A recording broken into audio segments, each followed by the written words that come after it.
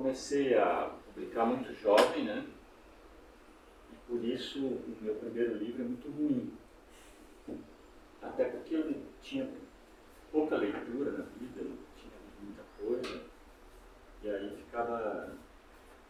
não tinha referência, né? De outros escritores, a não ser Mário Quintana, por exemplo. Para mim era o único poeta que eu conheci. Então, obviamente, meu primeiro livro é uma cópia muito ruim do Mário Quintana, né? E aí, meu primeiro livro chama-se Dançando na Chuva, que é esse aqui. Que é um desenho do Zito, que é um grande amigo até hoje. Depois ele fez um outro livro, ele fez a capa de um outro livro, que é esse aqui, que é um livro para criança, chama A Lenda do Peixe-Boi. E aí, chegou o correio agora. Vou apertar. Só um pouquinho que eu vou atender.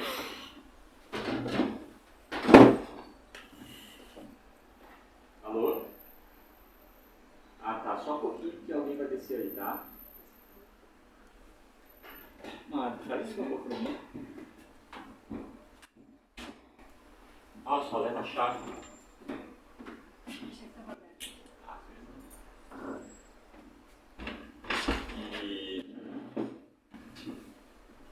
Então esse livro é de 84, ou seja, eu tinha 22 anos. E foi uma edição que... Quem fez essa edição, na verdade, foi um querido amigo meu, Fernando Cal, que morreu no final do ano passado. Ou seja, a gente tem uma relação, a gente sempre teve uma relação, sempre foi muito parceiro do Fernando, e ele me incentivou muito, ele gostava muito desses poemas, e ele acabou publicando, me ajudando, né, porque ele também publicou um livro, inclusive o texto é dele, a apresentação, né, e depois a gente fez, eu e ele, sobre esse livro dele, que chamava Tema para Romance, a gente fez um curta-metragem Super 8, que chamava Tema para Chuva. Ele pegou um pedaço de Tema para Romance, Dançando na Chuva, e... o meu tabaco. Correio. E... então, na verdade, eu não reconheço assim como algo que seja importante, né, do ponto de vista literário, né, esse livro aqui. Então acho que nem vale a pena ler nada dele. Não tem nada que preste. E depois, também com a ajuda do Fernando, aí o Fernando Cal mudou para Curitiba e ele gerenciou um projeto que era muito legal, que chamava Feira do Poeta, que era no Largo da Ordem, e tinha uma prensa manual lá, sabe? Tinha uma tipografia, e aí ele mesmo fez essa edição aqui, desse livro que é Narciso, que também é um livro de poemas, que ele tem um pouco mais de unidade, né? Assim, já é um livro que não é tipo, todos os poemas que eu escrevi na vida, que é uma mania de jovem poeta, né? Desde os 8 anos, e aqui não, aqui já tem uma ideia de um projeto, assim, ou seja, já é temático, sabe? Os poemas têm a ver com narcisismo e tal. E até a epígrafe, né, eu peguei uma epígrafe do Oswald de Andrade e uma da Ana Cristina César, que eu acho que se complementam, né? O Oswald fala, ando desperdiçando beleza longe de ti. E a Ana Cristina fala, estou bonita que é um desperdício. Então tem uma conversa, assim, né? E como eu me achava muito bonito, não sei porquê, mas eu me achava, tinha tudo a ver. Vamos ver se tem algum poema aqui que vale a pena ler, né? É da Carolina. Da Carolina, então tá, vou ler da Carolina. Carol Carolina. Saí tão bem de tuas pernas que se amanhã não tê-las, choro, choro. E os outdoors vão ter seu nome. É que somos meio assim, feitos cão e gato, que no mato pedem bis. É bonitinho, né? Mas é... Deixa eu ver se tem algum outro.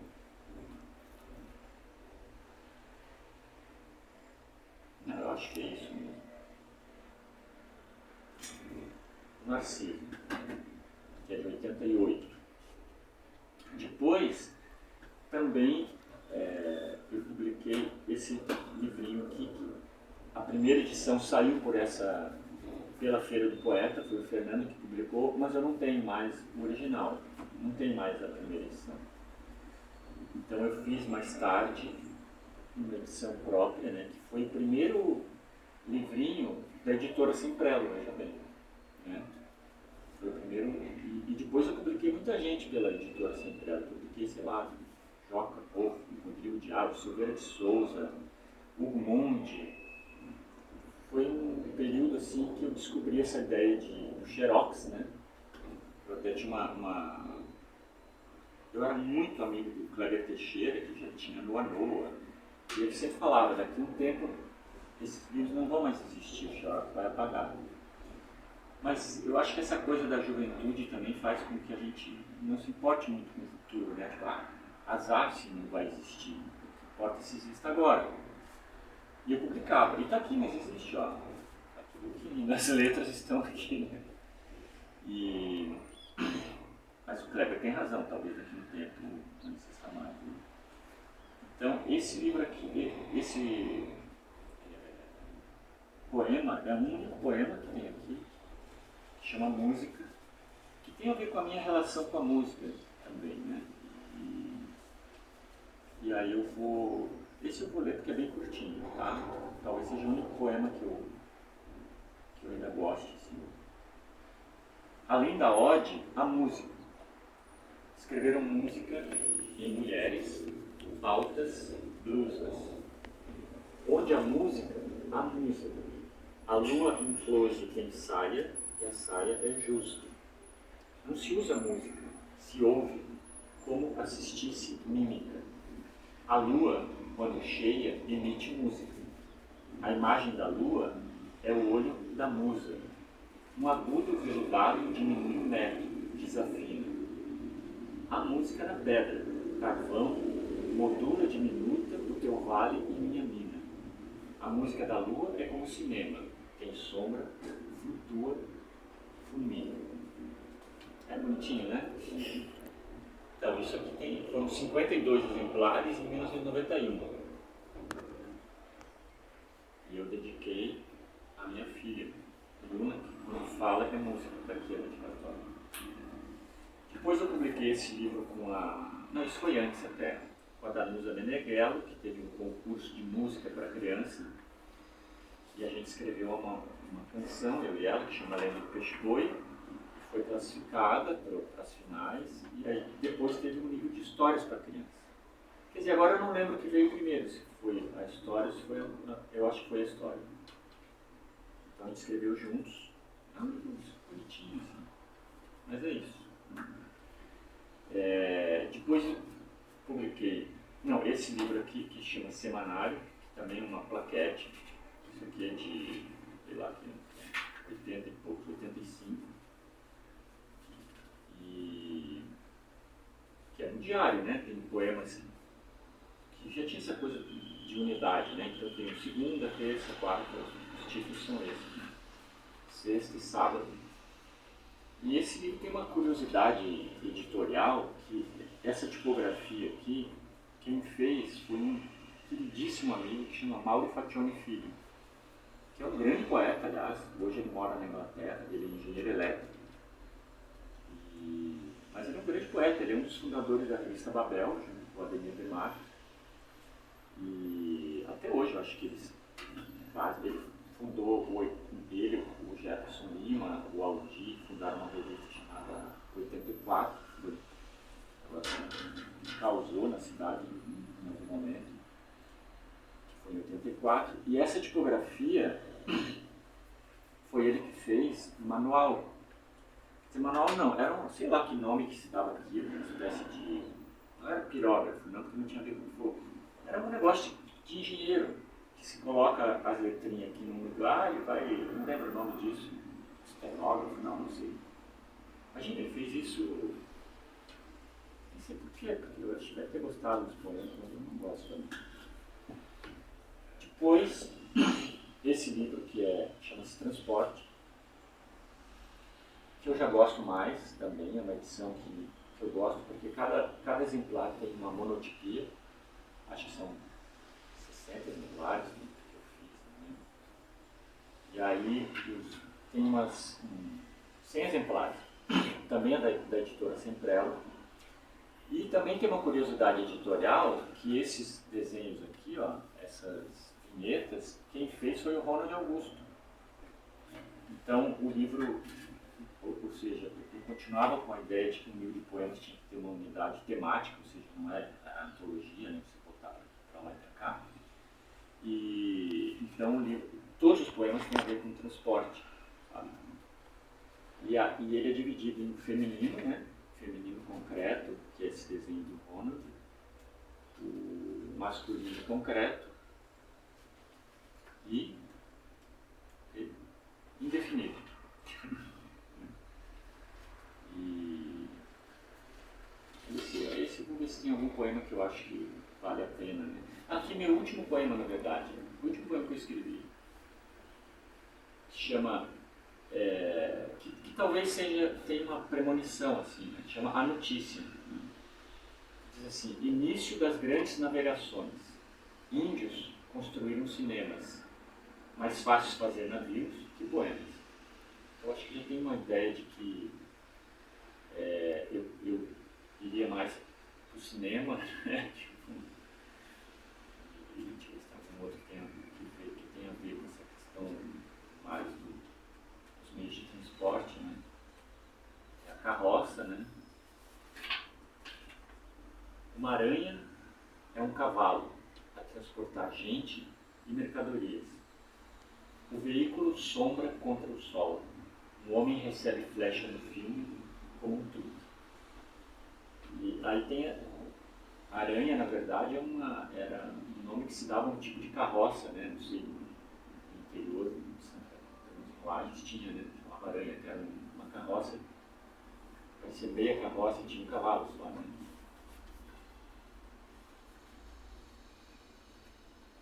É isso. Esse é o transporte. É um livro que o Ronald às vezes insiste para que eu republique. Né? Depois eu publiquei esse livro que chama... Vocês podem ver que é tudo plaquete, né? Muitas coisas assim, né? Não para em pé. Que é uma carta que eu escrevi do Correia Pinto, que é o fundador da minha cidade. Né? Chama-se Carta a Antônio Correia Pinto, fundador da Vila de Nossa Senhora dos Prazeres do Sertão das Lajes, que é um nome incrível. Né? E aí eu conto aqui, ou seja, já é a minha introdução na prosa, né? É o meu primeiro livro de prosa, que eu acho que eu consegui me colocar melhor, assim, né? Então é uma carta que eu escrevo para ele, explicando por que eu fiquei aqui em Florianópolis e não em Lages, né? Aí eu comparo o mar com o Planalto, mas é um texto grande também, né?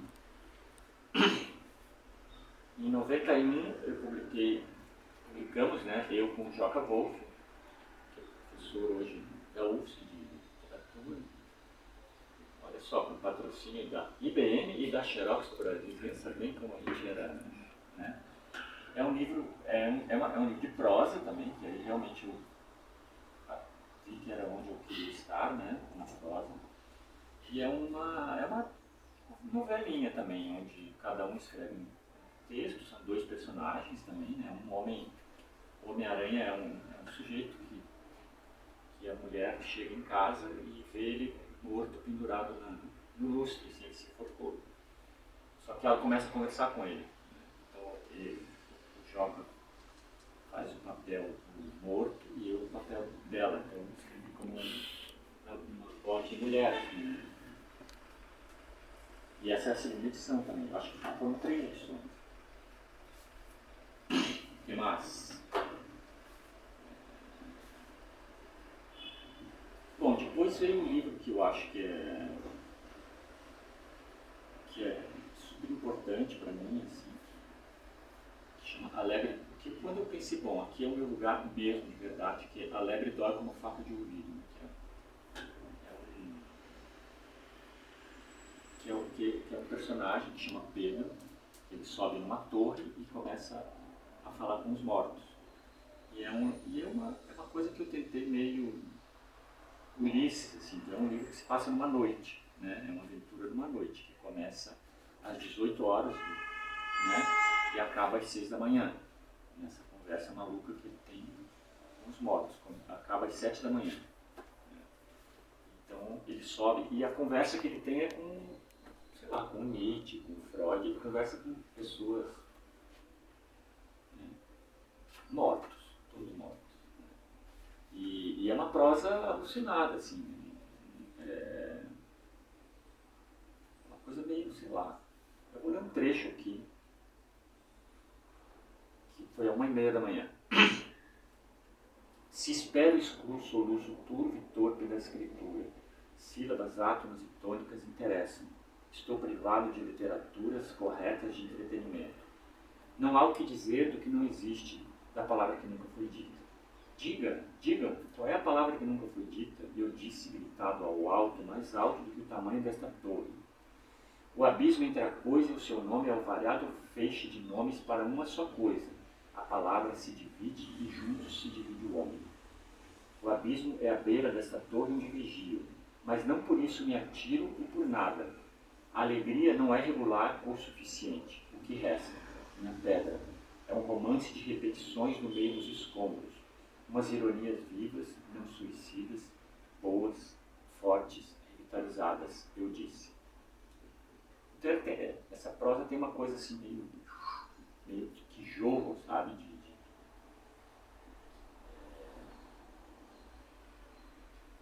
Eu nunca mais tinha relido, até que eu gostei.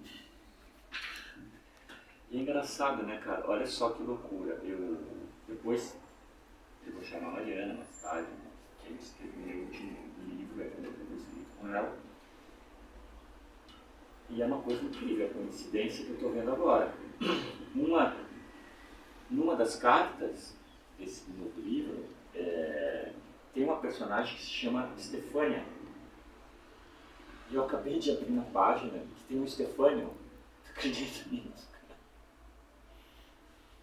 Stefânio não é o melhor amigo e talvez nem se conheçam. A turma é alegre e jovem como é o que passou a existir um dia.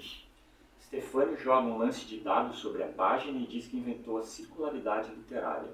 Osvaldo é um canibal. O italiano monta páginas de jornal, a rua se enche de parlatórios e os ruídos se procuram.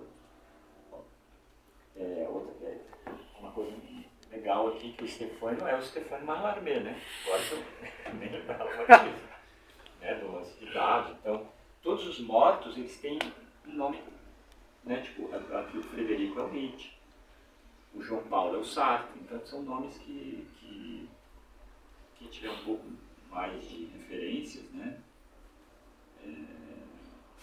Vai se tocar assim, né? E o Pedro, que é esse personagem, tem uma característica que é muito assim.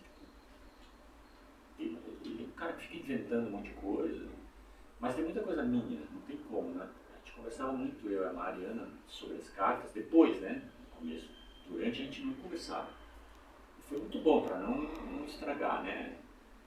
E tem muita coisa que é da minha vida, e outras que ninguém tem. Por exemplo, a Stefânia, não sei quem é a Stefânia, né? Nem me tocava que eu tinha conversado com a Stefânia. É muito doido isso. E a Mariana falava a mesma coisa, né? Tipo, que ela tinha coisas que eram dela e outras coisas também que ela falava, eu nem sei de onde é que eu tirei isso.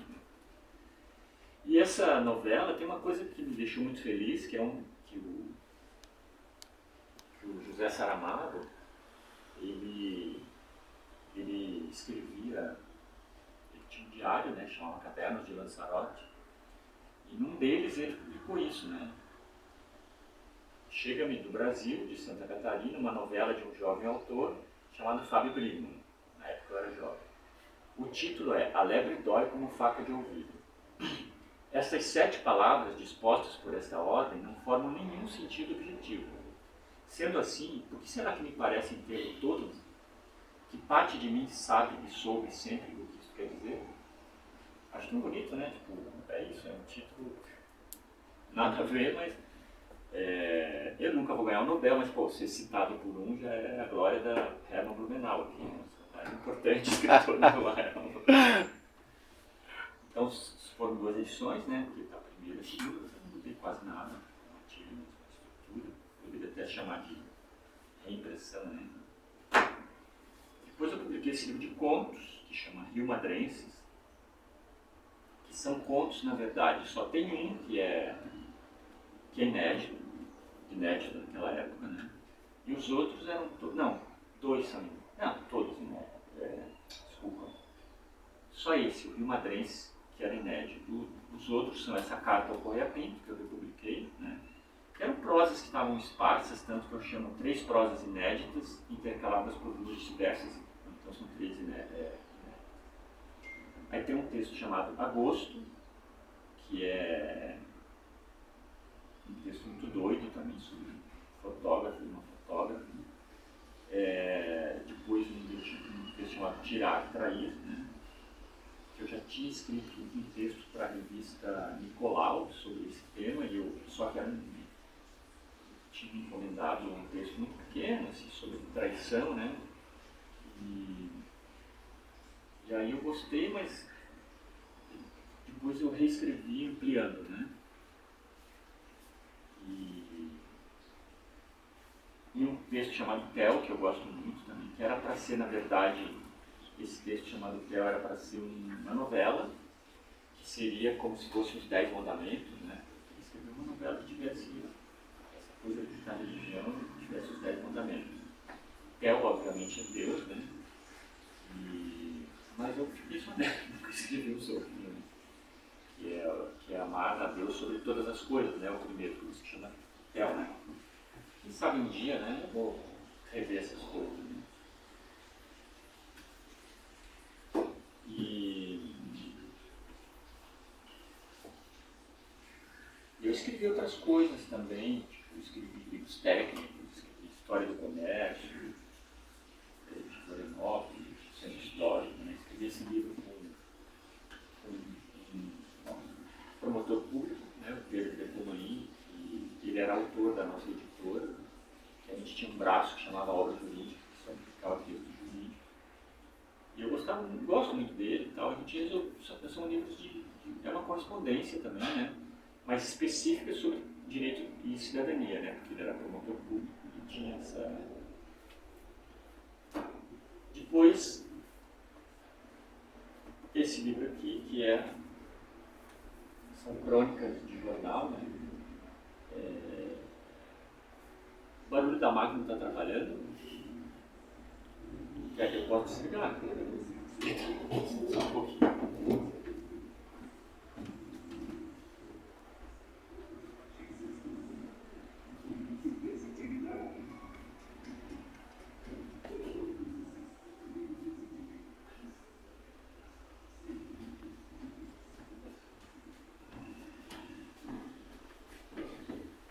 A maior invenção da modernidade foi a máquina de lavar roupa, né? Então, de 2000 e... Não, eu fui colunista de jornal também durante muito tempo, né? Que é uma linguagem muito legal, assim, porque, primeiro, me obrigava a ser sintético, né? Me obrigava a ser regular, ou seja, eu fui colunista do jornal Estado durante um tempo, que não existe mais. Depois do jornal Notícia, que eu não sei se existe ainda. E depois do Diário Catarinense, por 10 anos, que também me obrigava a ter essa regularidade e esse poder de síntese, né? Ou seja, eu tinha que ser muito sintético, tinha que caber no espaço.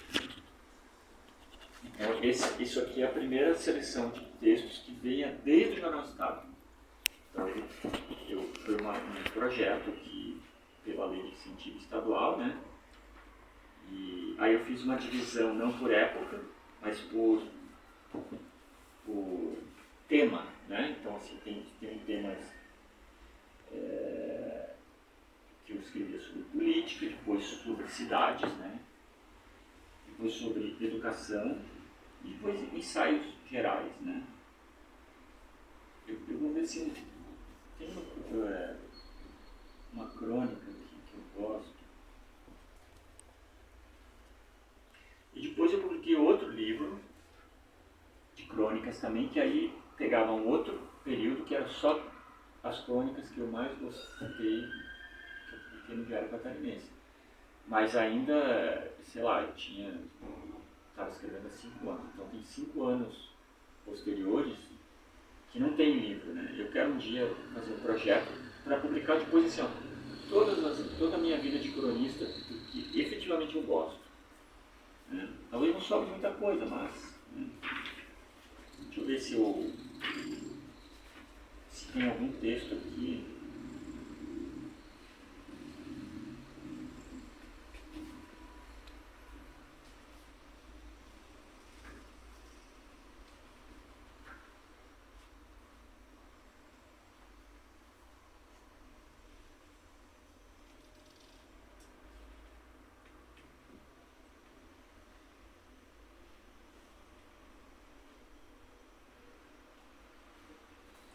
Não sei o que... Aqui, ó, isso aqui é uma das que eu gosto, tá? O que há depois do Japão? Outro dia, dentro de um táxi, na maior cidade da América Latina, o motorista, depois de uma conversa da qual não lembro o assunto, nem o motivo pelo qual começamos, disse que gostaria muito de saber o que há depois do Japão. Pensei que brincava, mas não. O homem, e nem sequer perguntei o nome, apesar de saber ler, escrever, conversar e dirigir um automóvel, tinha a mesma impressão do mundo que a dos homens da Idade Média. Para ele, depois do Japão, haveria uma placa com os dizeres: fim do mundo. Expliquei a ele, um tanto constrangido, que depois do Japão, dependendo do ponto de vista, havia mais mar e mais terra. Disse ainda que daquele lugar onde estávamos, seu táxi, se quiséssemos ir ao Japão pelo leste, deveríamos atravessar o Atlântico, mas pelo oeste atravessaríamos o Pacífico. Ele ficou sério e disse não se tratar de como ir ao Japão, mas o que haveria depois, independentemente do fato de ir para um lado ou pelo outro. Tentei mais uma vez explicar, mas ele insistiu e eu disse o óbvio: olha, meu senhor, a Terra é redonda. Ficamos quietos alguns instantes. Aliás, eu queria ficar quieto para sempre. Que diferença fazia aquelas alturas se a Terra era redonda ou não para aquele motorista simpático e de expressão tão feliz? De que adiantava saber se a Terra girava, se a minha cabeça girava, se a Terra era redonda como minha cabeça? Se a expressão de felicidade no silêncio daquele homem era tão mais comovente que a minha? Depois do silêncio ele perguntou: é redonda? Eu disse: sim, é redonda e gira. Ele me olhou e juro que deve ter pensado: mas que sujeito ignorante. Tem até cara de sabido, fala direito, tem roupa de bacana, viaja de avião, mas coitado, pensa que a Terra é redonda. E eu fiquei quieto, não querendo parecer mais ignorante ainda. Quando ele perguntou: o senhor vai para onde? E ele mudou o rumo da prosa, quis saber sobre a ilha, que tinha vontade de conhecer, que uma filha morava em Blumenau, enfim, a conversa, sem perguntas difíceis, voltou a ser prosaica, aquela necessária entre motorista e passageiro. Quase próximo ao aeroporto, ele retoma o assunto: o senhor acha mesmo que a Terra é redonda? E gira, eu disse. Não contente, ainda questiona: tudo bem, digamos que a Terra seja redonda mesmo, como é que a gente não cai? Como é que esse táxi anda reto? E muitos como é que isso e como é que aquilo. Depois eu disse que algumas questões eram de crença. Ou se acredita ou não se acredita. Mas as da ciência geralmente são comprováveis. O fato da Terra ser redonda é fato comprovado, eu lhes disse. Expliquei ainda o pouco que sabia da lei da gravidade e da teoria da relatividade. E senti que ele não estava nem um pouco interessado no assunto. Muito mais gente já deve ter explicado a ele. Mas o grande barato da vida desse homem era falar sobre aquilo, como se o tédio de dirigir táxi só fosse reversível com a discordância da possibilidade de haver ou não alguma coisa depois do Japão. E ele gostava demais de perguntar: mas o que é que a gente não cai? Como é que a gente não cai? No aeroporto, paguei a corrida, desci de táxi, dei boa tarde e sorri como há muito não fazia, imaginando aquela placa perdida no mar pouco depois do Japão com a inscrição: fim do mundo. Já no avião, lá do alto, quase perto do pretume do céu, vi a curvatura do planeta.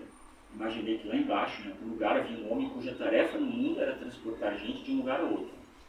Vi também a névoa quase nada do começo de tudo.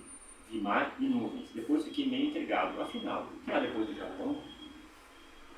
É bonitinho. Muito boa. Hã? Muito boa. Até pra gente pensar quanto tempo ela foi escrita. 15 anos. Discurso da Terra plana que vem à tona de novo, né? Que loucura, né? É isso? Quer dizer, não é que vem à tona. Sempre teve ali. Sim, sim. Mas é difícil, né? Por que a gente não cai, cara? E eu acho que é isso. E aí tem esse livro, que é um livro que eu acho que é o único que eu ainda tenho alguns exemplares, que é um livro que eu escrevi com um objetivo, que era, talvez eu nunca escrevesse se não fosse participar de um concurso, que era o Prêmio Cruz de Souza, e participei e fui um dos ganhadores, né? Esse livro já tem uma, que também é de prosa, ele já tem também uma aproximação muito forte minha com o Oulipo, com a ideia do Oulipo, né? Que é aquele grupo. Tinha lá francês, tinha italiano, tinha tudo no Vitor Calvino, Jorge Perec, né? E que tem essa coisa de pegar um tema e expandir, explorar. E um dia eu tive uma ideia de especulação de como seria a vida de pessoas, um pequeno pedaço de vida de pessoas que conviveram com pessoas famosas, né? Ou seja, está aqui de novo talvez o Pedro conversando com mortos, né? Que, claro, não tem nada a ver com o personagem Pedro aqui, mas são vários pontos, né? Contos muito pequenos, aliás, o maior tem uma página e meia. Inclusive teve gente que depois falou que, como é que um livro, isso aqui nem era conto, como é que ganhou um concurso de contos? Nunca leram o Mário de Andrade, que falou, né? Conto é tudo aquilo que eu chamo de conto. Né? Então essa aqui já é a segunda edição, a primeira foi da própria Fundação Catarinense de Cultura, que fazia parte, né? Tinha uma parte em dinheiro, uma parte da publicação. E essa aqui já saiu pela Letras Contemporâneas, que também, quando acabou a editora Semprello, eu e o Péricles Prado montamos a Letras Contemporâneas, né? Durante, sei lá, 25 anos publicando muita coisa, muita gente, muitos textos, né? E esses ilustres desconhecidos são personagens que eles esbarram em ilustres conhecidos, né? Então eu comecei a imaginar como seria, sei lá, o enfermeiro do Nietzsche, por exemplo. Talvez ele nem tenha tido um enfermeiro, né? Mas, sei lá, o barbeiro do René Magritte, sei lá, comecei a criar coisas, né? E todos eles também têm um norte, que é o seguinte: tem uma tela do Tobogã que eu acho incrível, assim, um dos quadros mais incríveis para mim, que é uma tela que ele já pintou no Tahiti, uma tela grande, bem retangular, assim, que bem no meio tem uma figura tahitiana, meio que reverenciando o céu, né? E bem no cantinho ele escreveu, possivelmente seria o título do quadro, que seria De Onde Viemos, O que Somos, Para Onde Vamos. Que é uma pergunta muito crucial para mim, que talvez tenha a ver com o cara do táxi, né? Tipo, por que a gente não cai, né? Então, praticamente todos os contos têm essa característica, sabe, de essa pergunta crucial, né? De que somos, de onde viemos, para onde vamos. Então, vou ver se eu acho algum que eu gosto aqui, né? E alguns desses foram transformados em pequenos curtas-metragens, né? O Barbeiro do René Magritte, por exemplo, tem um curta bem curtinho lá da curso de cinema da Sul, né? Esse aqui, por exemplo, Jacó, o guardador de coisas. Se Deus fez os homens para que eles fizessem coisas, Jacó acreditava que essas coisas não deveriam ser jogadas fora. Até porque, dizia ele, nada posto fora está propriamente fora como acreditamos. Pois fora de um lugar, segundo ele, é o mesmo que estar inevitavelmente dentro de um outro. Dizia ainda que se algo fosse para ser jogado fora, só mesmo fora do mundo. E nenhum homem é capaz de arremessar qualquer objeto conhecido para além desse azul finito, nem mesmo para além desta abóbada sem fim. Em setembro de 1905, Jacó, por indicação de um amigo poeta, leu A Viagem à Lua, escrita por um tal de Júlio Verne. Impressionando-se assim, sobretudo, pela imagem inimaginável, quase impossível de acontecer, ele repetia, de um homem posto em definitivo para fora do mundo. Mesmo assim, ele dizia, os homens, porque sabem falar e falando inventaram a palavra livre-arbítrio, podem ser jogados para fora, porém não as coisas.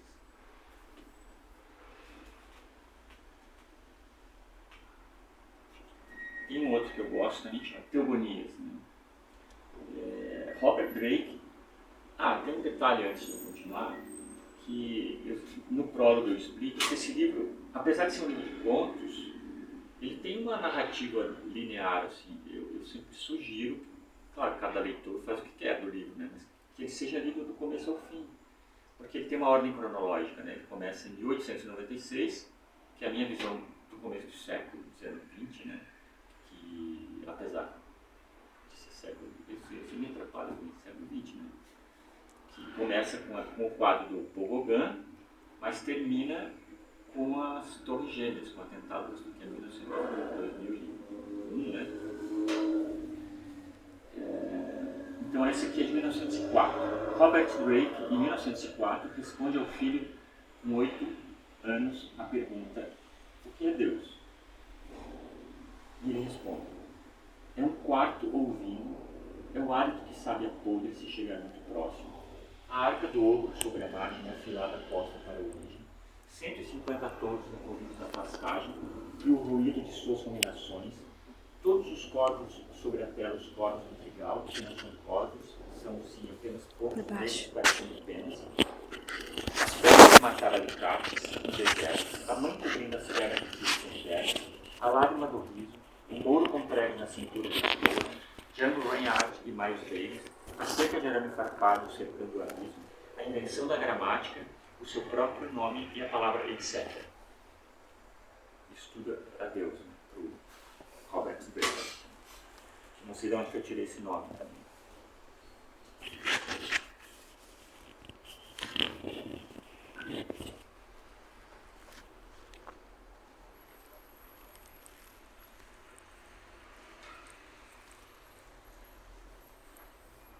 E aí tem, sei lá, a pessoa que, por exemplo, tem um texto aqui que é um pouco fala do sujeito que possivelmente estava junto com o Walter Benjamin, quando ele morreu, se matou.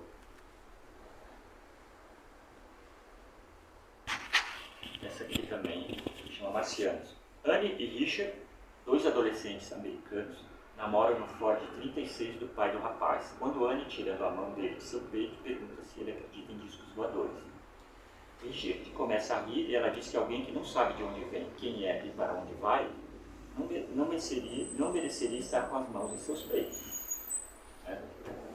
Richard ri de se contorcer no apertado banco de trás do automóvel.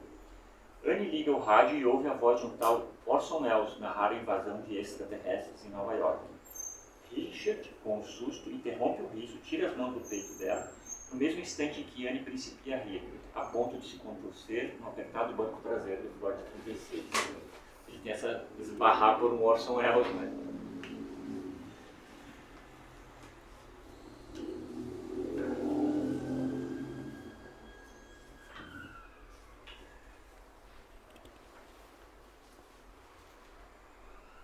Deixa eu ver se tem mais uma aqui que eu acho que vale a pena.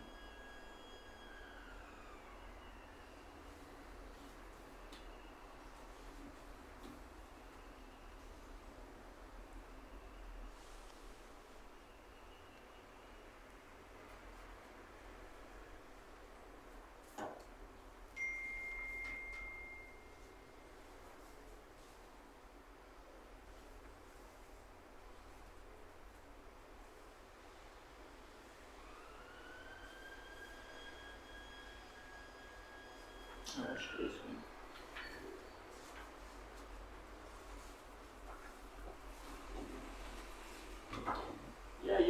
próximo livro, que não é só meu, né? Escrito com... Bom, tem mais um outro livro de crônicas também, que eu não tenho nem, mas se alguém tiver, eu não tenho aqui, que chama Como Viver Sem Perguntar, que é um título de uma crônica. Essas são crônicas que eu escolhi na época do Grava Parabéns. E o próximo livro lançaremos no final de abril, eu com a Mariana Vogt, para você assim, Mariana. Como quiser. É um livro que a gente ficou 1 ano e meio escrevendo, que chama Eu Te Sonho, né? Vou chamar a Mari, que vai ser lá no a gente lê alguns textos.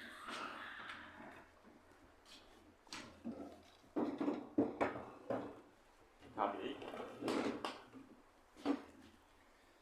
E... Mari, fala da tua impressão, fala você sobre... Como começou? O quê? Conta a história aí Tá. desse livro.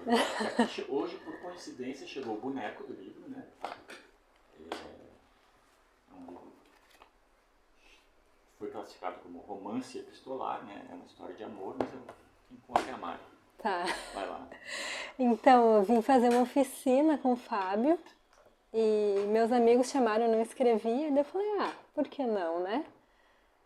E um pouquinho antes da pandemia, aí teve 3 encontros, né? Veio a pandemia, a gente não fez o último e a gente começou a conversar, eu e o Fábio bem por cima, né? Redes sociais e tal. No Instagram. E daí o Fábio sonhou com isso. Aí o sonho tu conta, né? O sonho é teu.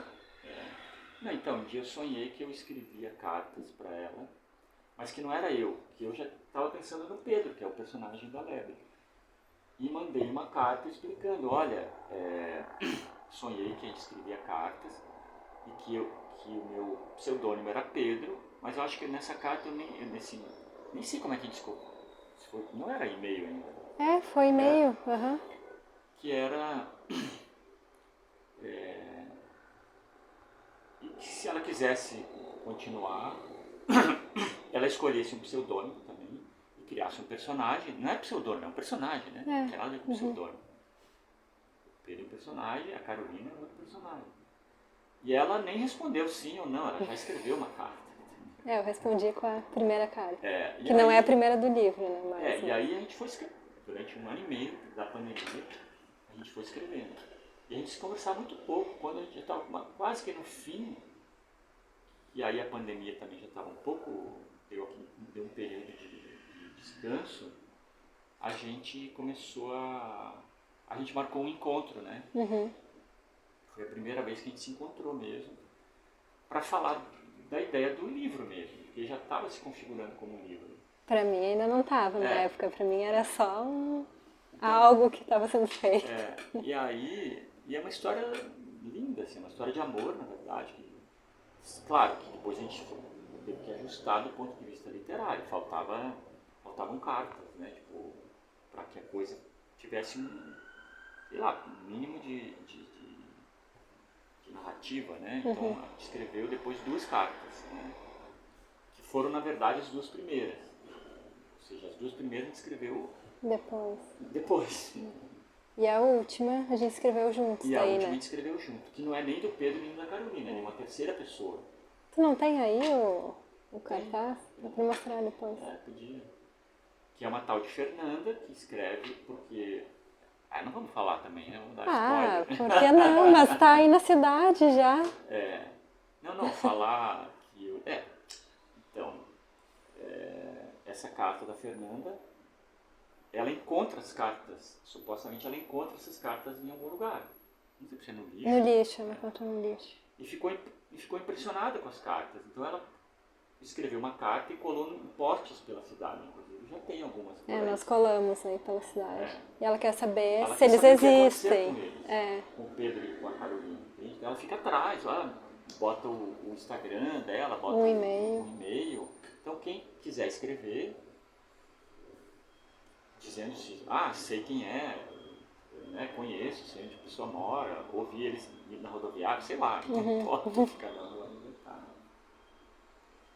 Então acho que a gente podia ler, né? Acho que sim. Escolhe uma que tu gosta. Eu gosto mais do fim, deixa eu ver. Mas a gente vai ler na sequência, assim? Não, tanto faz. Tu escolhe uma e eu escolho outra. Ah, acho que é legal ler na sequência. Tá, pode ser. Então tu escolhe uma. Deixa eu ver.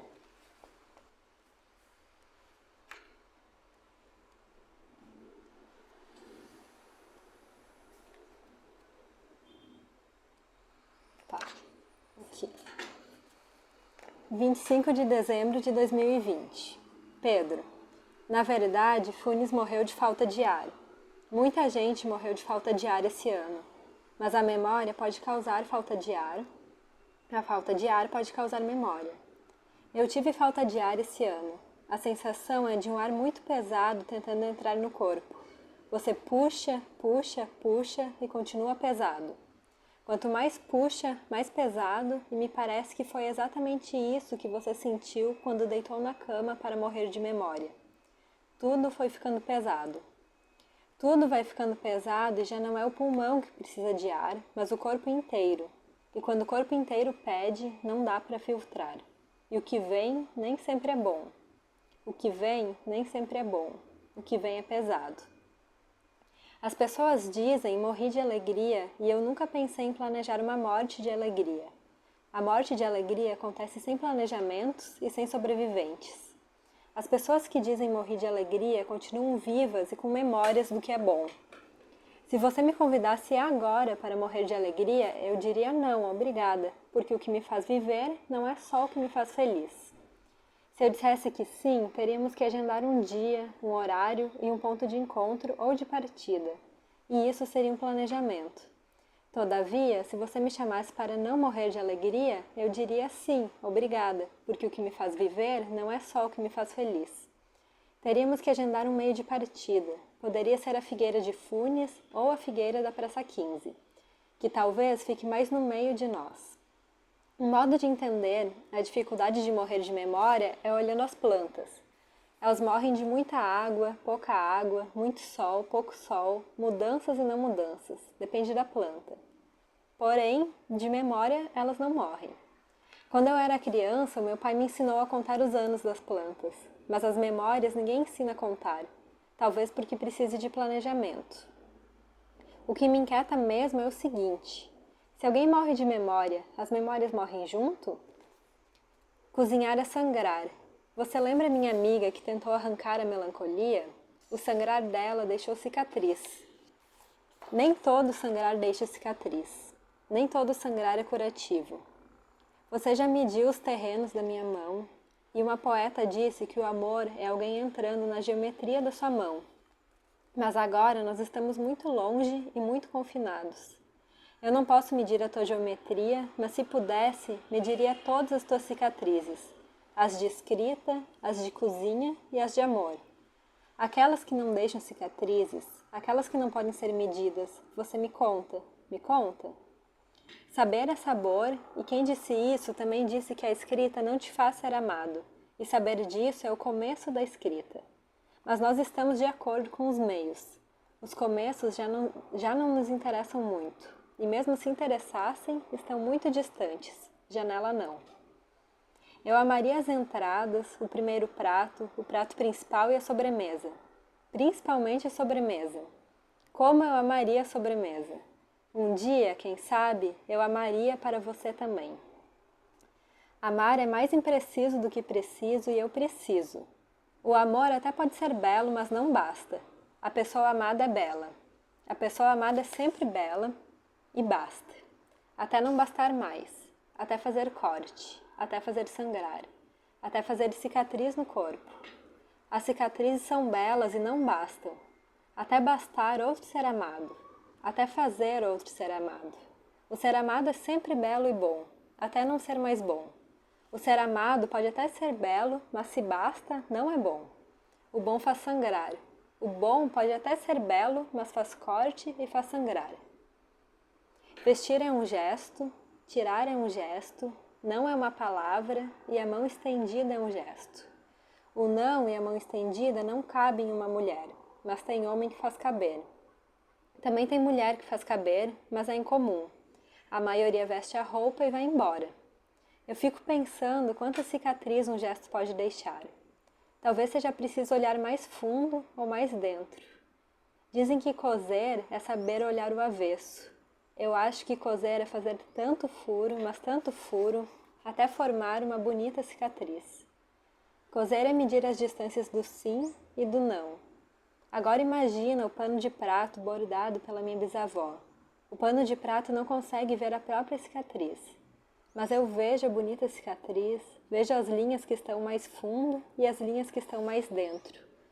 Os furos, os furtos que estão mais fundo e os que estão mais dentro. Quem sabe coser nem sempre sabe ver o avesso. Quem sabe coser, às vezes só pensa em caber nos furos. Porque às vezes um gesto não cabe na mão de uma mulher. Porque às vezes um gesto não cabe no meu não, até formar uma bonita cicatriz. Mas nem todo gesto fura.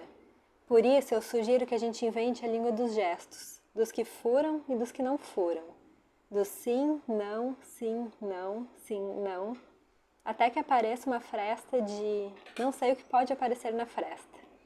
Talvez você apareça na fresta sim, porque escalar é um gesto e a fresta da janela sim é um gesto, um convite, um jeito de deixar entrar. Vou tentar renomear o que eu sinto na língua dos gestos.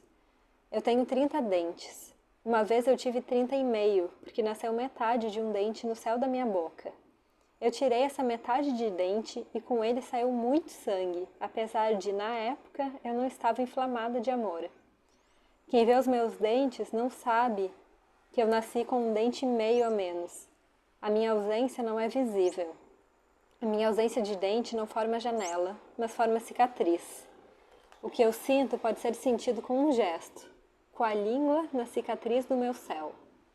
Uma vez me falaram, foi difícil perguntar. E eu disse, responder foi fácil.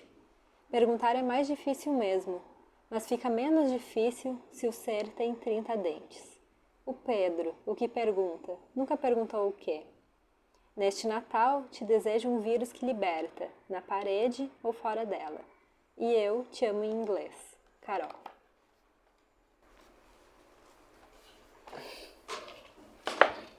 (13 de janeiro de 2021). Carolina, nos seus olhos tristes guarda tanto amor, o amor que já não existe, eu bem que avisei, vai acabar. Ouvi a canção e lembrei do poema do seu avô e de um tal Fábio que te disse, em outras palavras, que o amor já não existe. Aquele amor, aquele tipo de amor, não cabe mais hoje. O que cabe, pensando agora, bem aqui sozinho, é o amor de um homem sozinho por uma correspondente distante que mal se conhece e que faz disso um sentimento de amor pela linguagem engendrada. Esse amor, para o bem e para o mal, não sobreviveria fora dessas cartas, fora deste confinamento que não acaba nunca, e que por ele, o amor, espero que não termine. Mas tudo tem fim. Esse é o sentido dessa coisa ao mesmo tempo fascinante e misteriosa, ainda que sem sentido algum, que eu e você, em bom português, chamamos de vida. Eu sei que é um tanto cafona escrever essas coisas a essa altura, mas é isso. Sempre achei triste a ideia do Natal e sua materialização em conteste nas famílias e para o comércio. Tua última carta chegou no dia do Natal. Foi o melhor presente que recebi nos últimos natais. Mas neste, lê-la, decifrar palavra por palavra, saborear, saber, foi o auxílio bastante a apagar os acordes de melancolia das canções tradicionais que nunca morrem, nunca são esquecidas. Tudo acaba, menos as canções de Natal. Somos feitos todos dessa matéria vocabular de cultura. Lutamos contra a cultura todos os dias. Na hipótese de que esse amor sobrevivesse à linguagem, que pulasse como um gato para a prateleira lá de cima do real, seria consumido e censurado pela cultura que insiste em dizer o que devemos fazer, quando, que horas, o que gastar, como amar e a quem amar. Eu gosto mais da arte do que da cultura, ainda que a arte seja confundida como uma parte da cultura. O que mais gosto da cultura é a ideia de que podemos, com arte, modificá-la, transgredi-la, ultrapassá-la. A arte dentro da cultura é uma espécie de traça numa biblioteca. Elas estão sempre lá, e de repente, quando você abre o livro, tem um corredor de buraco. Um caminho que leva de uma parte branca a outra, às vezes cortando palavras. Uma traça, certa vez, comeu todas as letras R's de um livro meu. Por isso a analogia. Ainda que não tenha acontecido isso, porque é uma anedota ruim apenas, alguns poetas tentam fazer isso com a cultura todos os dias, roê-la, comê-la, degluti-la e vomitar outra coisa, outra língua, outra ideia, quem sabe até outra palavra, arte. Esse amor que temos é a arte, mas a cultura um dia vai terminar com ele. A cultura tem fim, bem lento, mas a arte não. Talvez um dia, por conta disso, as canções de Natal desapareçam. Desculpa os delírios, é a solidão do confinamento sem vontade. Neles tem o sentido que você escreveu. O que vem nem sempre é bom, o que vem é pesado. Eu te convidaria para morrer de alegria comigo, mas você já disse, não, obrigada. Porque, pelo que entendi, você não se contenta com o que te faz feliz. Então, vou te fazer outro convite, que você venha morrer de alegria comigo, mas a gente dá uma lenhada na morte e ri dela. Mas não podemos agendar um dia nem um horário, porque a morte é sorrateira. Tem que ser um encontro por acaso, apesar de sabermos que talvez nunca aconteça, porque se tivermos certeza de que haverá encontro, já não podemos chamar de acaso.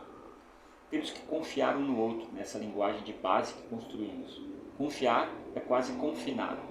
Talvez assim possamos um dia não morrer de rir, mas rir de morrer. Mas é importante seguir tua lógica, nada de planejamentos, e nesse dia não planejado eu contarei tudo. Desde o Big Bang, passando pelo desaparecimento dos dinossauros, a viagem de Ulisses, um dia que achei que o sol estava diminuindo, o outro que furei com um prego uma revista em quadrinhos, só para ver a expressão dos desenhos em relação ao furo, até o dia que sonhei que te escrevia cartas. Mas para isso, a condição é que você também me conte. Só o que sei fazer é contar. Não tenho técnicas nem vontade para arar terra, cortar lenha, apertar parafusos ou desmontar um relógio. Mas contar eu sei. E se não for para ser amado, que seja para dar uma rasteira na morte. Nos planejamentos, no cansaço e na cultura, se você quiser.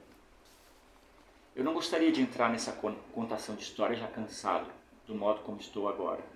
A contradição está no fato de que só descansarei quando entrar na história. Sendo assim, contarei de qualquer jeito. Contar para viver. Minha cicatriz é esse cansaço, como se andasse nas ruas e nada mais de novo pudesse ver. A cicatriz não é apenas fruto do gesto, porque são apenas isso, gestos. Tenho mais cansaço do que cicatrizes. Todas as cicatrizes se juntam porque foram tantos gestos que não sobra mais nenhum. Como um pano cheio de rasgos, chega numa hora que sobram apenas os rasgos. Um não pano, uma memória de pano, porque tecido não há mais. O não pano é o cansaço. Eu descansaria se pudesse aparecer pelo furo e você me deixasse entrar. Dou um boi para não entrar, uma boiada para não sair. Ler as tuas cartas me descansam, costuram os rasgos e os gestos do tecido, até que forme um pano roto, mas íntegro, inconsútil. Tenho vontade de abraçar tua prosa, ficar bem quieto, perceber o olho correr as linhas, lendo, porque elas me levam para outro mundo que não é o confinado. Não é o das coisas ditas, nem o do fastídio do já visto. Tua prosa, às vezes, me confunde com tua suposta presença. Sim, somos duas suposições misturadas numa única linguagem.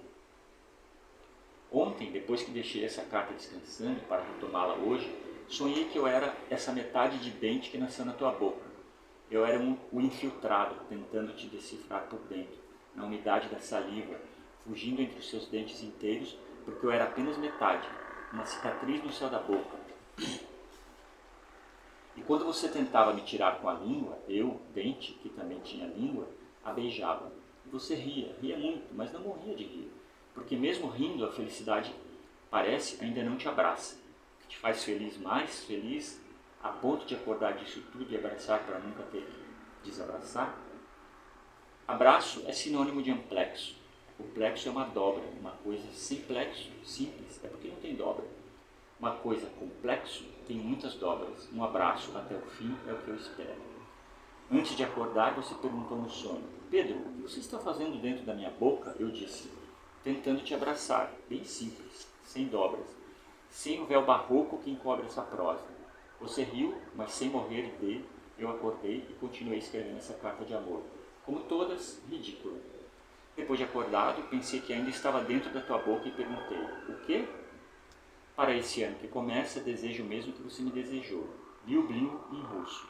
Pedro.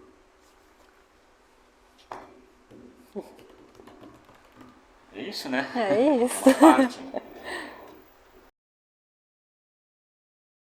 Meu nome é Fábio Brigman, sou escritor, editor, já fui livreiro, tenho um bar hoje, eu esqueci de falar, e cursos também de escrita, de roteiro de cinema. E é isso, estou na luta aí há bastante tempo. Essa é minha casa, biblioteca, minha coleção de cachimbos, meus quadros, minhas plantas, minha mora. Essa é a Mariana, minha parceira desse livro aqui, que é o próximo livro. Esse aqui é um boneco, né? Chegou hoje, inclusive. E é isso. Obrigado. Bora? Bora.